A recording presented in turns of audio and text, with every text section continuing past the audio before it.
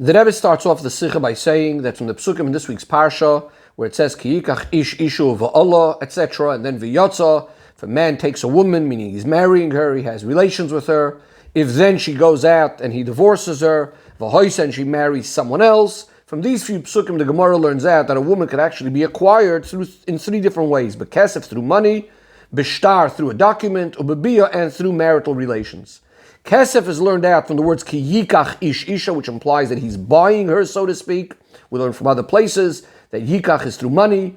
Uva'Allah, we learn out that he's having relations with her, and then the fact that she could also be married through a shtar is learned from the hekesh, from the comparison, where the pasuk is speaking about v'yotza, she leaves one husband, v'hoysa, and she's going to marry someone else. We are comparing marriage to divorce in the sense that just like a divorce happens through a document, through a get, in a similar way, marriage could also happen through a shtar. Now we know that even though a woman could get married technically in any one of these three ways, nevertheless the minig Yisrael is to be makadesh, to marry the woman, to be makadesh the woman through kesef, through either money or shaveh kesef, or something for the value of money. The Rebbe says this fits very much with the fact that the kiddushin of kesef is the one that's first being discussed or being learned from our pasuk with the words ki yikach, which we said ki yikach ish isha is referring to the fact that he's marrying her through money. Says the Rebbe, since we know that in Torah everything is 100% accurate and precise, so we see that in kiddushay kesef, and the idea of marrying the woman, taking the woman in marriage through money, this in a certain way expresses the general idea of what kiddushin is all about, even more than the other forms of kiddushin through shtar and through biyah, as we will see. Now, in the Gemara, there's another way how we learn out that a woman is acquired through money. And this is a pasuk that says in regards to the Amo Ivriya, Jewish maidservant. The pasuk says that at the end of her time of her slavery, v'yatza chinam, she goes out free, ein kasef, there's no money that needs to be paid to her master. Says the Gemara, ein kesef la'odin zeh, aval yesh kesef la'odin acher. There's no money being paid to this master when she leaves him, but in a different situation, there is a certain master that gets money when she leaves him. And what would this be referring to? When a young girl gets married and the father, as we know, the father could be makabel the kiddushin, the father could marry her off, so the father would get money for the kiddushin for this young girl. And so from here we see this idea that kiddushin could also happen through money. Obviously, when she's older, she herself gets the money. Says the Rebbe, in this idea of the kiddushin being learnt out from these two different psukim, says the Rebbe, that actually this is connected with how we understand the whole concept of kiddushin. That means in the geder of kiddushin that comes through money, there's going to be a difference whether we learn it out from the pasuk ki yikach ish isha of our parsha or the pasuk of v'yatza chinam ein kasef, which is the pasuk by the Amo Ivriya. To understand this, we'll first preface something that the Ragatchover asks and questions in regards to kiddushay kesef. He says the following: by kiddushay kesef, there's two things happening. There's the fact that this woman is right now acquiring the money, and there's the fact that she's becoming mekudeshes, she's becoming married. So which one comes first? What is the cause and what is the result? Is the first thing that she's acquiring the money or the object, and as a result of that she's becoming mekudeshes? Or does it work the other way around? She's becoming mekudeshes, she's becoming married, and as a result of that she now owns the object or the money that the husband has given her. That means, is the kiddushin happening as a result of the money, or is it the opposite, that as a result of becoming married, the kiddushin, she's now acquiring the money? And he brings proofs in both directions. So the Rebbe mentions now one proof for each way. On the one hand, there is a halacha. If a woman is standing in a Rishus HaRabim, the husband throws her a divorce, a get. If it is closer to her, she's considered divorced. The same halacha would also apply in regards to kiddushin. What does it mean the same halacha applies to kiddushin? So not only is it, if we're speaking about a shtar, that he threw her a document, but the Rishonim say that the same thing would apply if he threw her the money for kiddushin. Now the question would be, if she didn't acquire the money yet, because we're not necessarily speaking about a case that it's within her 4 cubits where the money had fallen, it's far away from her, it's just closer to her. So how did she become a Kodesh? She doesn't own the money yet. That itself proves that the kiddushin is coming first, and as a result of that, she's acquiring the money. That means she's going to get, the money is going to belong to her because she became Mekudeshes, which tells us that the Kiddushin comes first. On the other hand, he also brings a proof the other way around, that the money is what comes first, her acquiring the money comes first, and then she becomes Mekudeshes. What's the proof of this? So the Gemara says, generally we know a rule regarding retracting something that one said. You could usually change your mind, toich kedei dibur, if it's within a few seconds. The Gemara says that in regards to Kiddushin, this does not apply. A person cannot take back the Kiddushin, even toich kedei dibur. The Rashbam explains this, that this is referring to a specific situation. If a person was makadesh a woman in front of witnesses, he then changes his mind, toich kedei dibur, and he says that the object or the money that I've just given you, you could keep it as a present, as a gift. It shouldn't be for Kiddushin. So we say sorry, we don't listen to him, and she's still to a certain extent considered Mikudeshes. As the Rashbam puts it, Mikudeshes ve'eina Mikudeshes. She's still to a certain extent considered Mikudeshes, he couldn't change his mind. The question is, why is the Rashbam describing such a situation where he's saying you could keep the money and it shouldn't be for Kiddushin? Why doesn't he just explain the Gemara very, very simply? This person is just completely regretting the fact that he has given the money. He wants his money back. Says the Rebbe, this itself is going to be a proof to us that if that would be the case, he would actually be able to ask for his money back and the Kiddushin would be gone. Because generally we have a rule that other than Kiddushin, the halacha is that usually toich kedei dibur, you could actually change your mind. It's considered as if what you're saying next was set together with the original thing you said. So therefore, usually you would be able to change your mind. So if you gave over money, if you changed your mind immediately, you would be able to take back the money. And in fact, she would not be Mekudeshes. Because from giving the money, you could change your mind. It's only if what he's regretting is not the money itself. He's only regretting the Kiddushin, and he's not making any change whatsoever as far as her being able to keep the money. She could keep it as a gift. This is when we don't listen to him and we say, sorry, the Kiddushin is still on. You can't change your mind about that even immediately. Says that this is a proof that what comes first is the fact that she's acquiring the money. Because if we're going to say the Kiddushin came first, and as a result of that she got the money, then we could have just said the Gemara very, very simply. He's actually changing his mind about the fact that he gave money. And nevertheless, we don't listen to him, because if the Kiddushin comes first, and as a result of that the money comes, you can't change your mind about the Kiddushin, so therefore automatically you also can't change your mind about the money that came as a result of the Kiddushin. It's only if we say that acquiring the money came first, that means the Kiddushin are only starting with the fact that she got the money.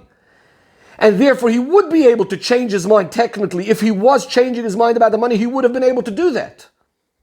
So this is why the Rashbam is telling us, no, we're speaking about a case where he's not changing his mind about the money.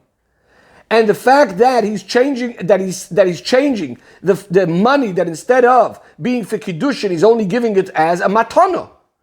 In other words, what he's changing his mind is not about the fact that he gave the money. All he's changing his mind is about the Kiddushin. And the money he's allowing her to keep as a gift. And this is the Gemara saying is that you wouldn't be able to do that because you can change your mind about the Kiddushin. Says the Rebbe via Shloimar that the difference between these two limudim, from where we learn out Kesef Kiddushin, as we said before, is it from our pasuk and our parsha Ki Yikach, or is it from the pasuk of V'yatzach Hinamein Kesef? Is going to connect to these two ideas we just spoke about. The pasuk Ki Yikach Ish Isha, the emphasis is on what the man is doing. Ki Yikach Ish Isha.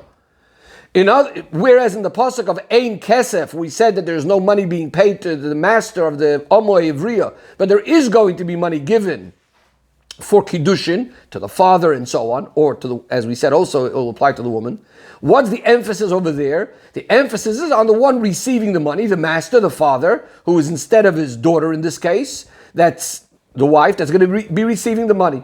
Says the Rebbe, therefore, if we learn Kiddushay Kesef from the pasuk Yikach Ish Isha, in other words, it's about what he's doing, then it makes sense to say that it's mainly the Kiddushin are happening as a result of the fact that he, the husband, has given something, Ki Yikach Ish, and in other words, the Kiddushin is mainly what's causing that. Eventually it'll also become hers. But the main emphasis right now is that he is doing something, he is being Mekadosh a woman. It's not about the fact that she acquired the money. So Kiddushin is first. As a result of Kiddushin, she'll eventually acquire the money. But if we say that the whole limud is from the fact that yesh kesef ladin acher, that the Kiddushin is happening because there's someone receiving money, then it makes sense to say that it's not about the money per se that the husband gave right now, that automatically she was mukudeshes. The Kiddushin is happening as a result of the money belonging now to someone else, to another master. The fact that a woman or her father owns the money, as a result of that, she is now becoming mukudeshes. The Rebbe now continues to the Pnimiyas HaTorah. The Rebbe says, all in Yadam of Nigla the Torah, all come down on a shtalshel from the way they are, but Pnimiyas HaTorah. Says the Rebbe, the same thing we understand in our case. It's known that the inner pirush of these words are Isha Niknis Labaila, the woman is acquired to her husband, is referring to Kiddushin and the Yichud of Hashem and the Yidden. And that's also accomplished through three things: Kesef, Shtar, Bia. The Rebbe does not go into all of them right here. The Rebbe is mainly going to discuss the Kesef, as we'll see. And just like the Kiddushin down here between a husband and wife, there are really two things happening. On the one hand, there's the idea that the woman is being acquired and belongs now to her husband. There's also the idea that as a result of that, or together with that, she's also Nesra Lachedim, she's now forbidden to everybody else. The same idea is in Kiddushin between Hashem and the Yidden. There's one aspect, the Dveikus, that the Yidden have with Hashem. There's also the idea that they are separated and removed from anything that's going to be a contradiction to that, which is the worldly matters. They are holy, they are removed from the taivas of Olam Hazeh. Says the Rebbe, just like by Kiddushin down here, both things are, of course, come together. They're together. You can't separate these two things. So too by the Kiddushin of the Eibishter and the Yidden, there's, of course, both of these things happening together. As it says in the Choyvus Halavavos, that we cannot have Avas Haboire in our heart, or Ava to Hashem, together with the love of the world. So there's these two things that are obviously are both together. But we're soon going to see which one of these two is sort of coming first, which one is the cause and which one is the result. That will be the continuation. It says that, but now we can also understand the inner reason why the Minig Yisrael is that we are Mekadesh specifically with this kinyan of kesef, of money. Because the inner idea of Kiddushin, which is about the Yichud, the Dveikus of Yidden and Hashem, is connected primarily with this concept, with kesef. What is kesef? Chassidus explains that kesef is in the word nichsoif nichsafni, which means an expression of longing, of yearning, of ahava. This is the avodah of ahava, which is the main idea of that is the connection with Hashem. As it says, leis pulchana, there's no avodah like the avodah of ahava. So that's our bond, our connection with Hashem. Says the Rebbe, now we can understand the two ways of looking at it, in regards to the money of Kiddushin. Is the main thing the fact that the money was acquired, and as a result of that there's Kiddushin, or is the main thing that there's Kiddushin, and then as a result of that the money is acquired? And Eilu ve'elu divrei Elokim Chaim, because both of these exist on the level of Avodah and Pnimiyas Anyonim at least. Says the Rebbe like this, the idea of the Kesef, of acquiring the money, the Av, which we said before, Kesef, hints to the idea of Ava. This goes to what we said, back to what we said before. There's the Yichud, the Dveikus, the connection, the bond between a Yid and Hashem. What does Kiddushin represent? Kiddushin, the word Kiddusha is, as we know from other places, it's Melashon Hafrosha v'Avdallah, being separated. That's the idea that the Yid is now, as we said before, separated from the matters of the world. Now here again, as we said, there can be two ways. And the question is, which one is the cause? Which one is the one that comes first?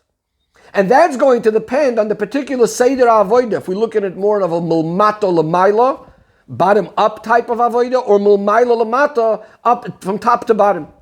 That means like this, when you're going Mulmato Lamaila, so the Kiddushin comes first. What that means is, first the Yid needs to separate from the Taivis of this world.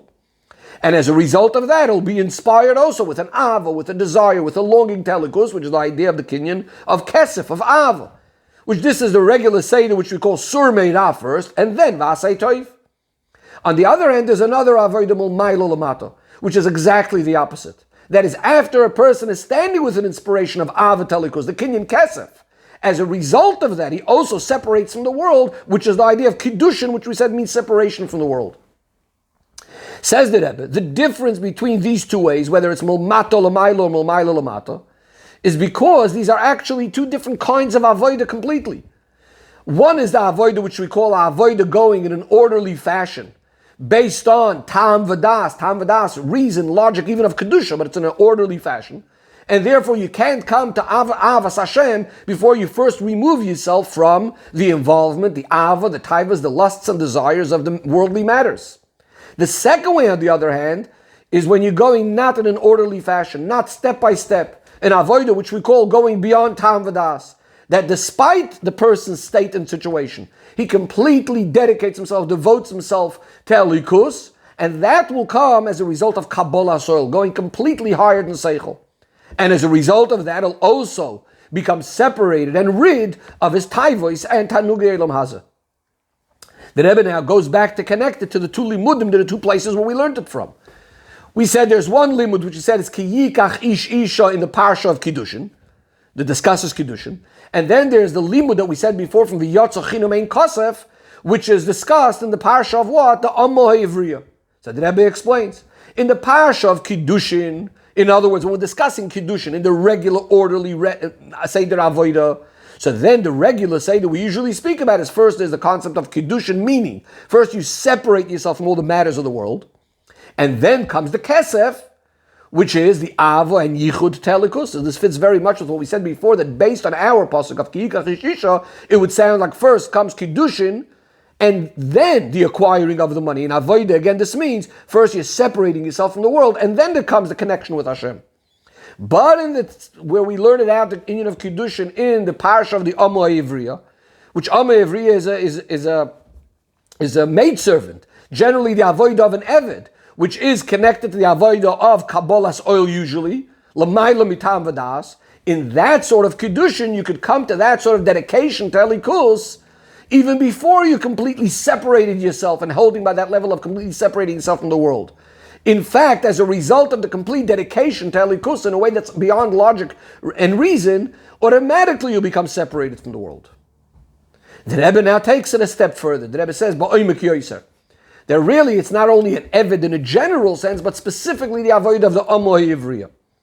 And the Rebbe says like this, really these two types of Avodah that we discussed about are usually going to be in accordance with the situation, the state that the Yidden that's doing the Avodah finds himself. That means, if a person is in a situation where he still needs to be removed from Taivis Olam Hazeh in the most literal sense, so then usually the Seder Avodah we would say is that you cannot reach higher levels in Avodah, Yichud and Dveikus to Hashem, through Ava, unless you first get rid of the bad that the person has in Taivis Olam Hazeh. And therefore you'll say in that sort of case, first comes the Kiddushin. First you need to separate yourself from the world, and then will come the Kesef, the Ava, the Yichud, and the Dveikat Halikus. So that's one Seder Avodah. But what about when a person is sort of removed already from Taivas Olam Hazeh in the most basic sense? We're speaking about a person that's, being demanded of him is a higher form of Prishus. To go away from Teva Midois, from his natural Midois, to serve Hashem not only according to the limitations of his nature, and as Chassidus explains, this is going to be accomplished through an avodah called Moichin, the Gadlus, which is a very, very deep and tremendous, his boinunus in the depths of the heart in Elikus. This will cause that even his Midois should be completely transformed from their own nature, that the person's desire to Elikus should be in a way that his inside midos were completely transformed from their very, very essence and to now desiring and enjoying Elikus. And the midos are completely changed over. So this was speaking about a higher type of person. And that's why when we're speaking about this type of person, when we speak about the Kiddushi Kesef of the Amma Ha'ivriya, this is the kind of person we're going to be speaking about. Because what's the Amma Ha'ivriya? Again, Chassidus explains the Amma Ha'ivriya more than the Eved Ivri really represents an avodah where a person went through a major transformation from the essence completely being transformed. Just like the Amma Ha'ivriya in the literal sense, what it says is the Eved Ivri is the one that brought in the grain and other things from the field into the house. The Amma Ha'ivri is the one that's taking it now and transforming it into food, making it into something delicious. So she represents the avodah of making a major transformation. And therefore, in this case, what we're going to say is, here you're going more with the Seder of Mulmayla Lamata. But says the Rebbe, since we know that really every single Yid really includes all of the levels, that means every Yid really includes even this highest level of the Amma Ha'ivriya, so really every Yid is given the koyach to completely devote himself with the greatest ava and dveikat elikus, and therefore automatically as a result of that he will be separated from the desires and the geschmack of this world in a way that he'll have this transformation of his midos completely from one essence, completely being transformed to the other. And through this, the Isha, which is the Yidden, become acquired to her husband, to Hashem, the complete yichud and dveikus of Yidden with Hashem, b'tachlis ha-yichud, which this is the ultimate union of marriage, which will be b'karev mamish through the avodah of the original Erusin, which is the Kiddushin in the time of Golus, and now we'll have the Nisuin, b'vias Mashiach tzidkenu.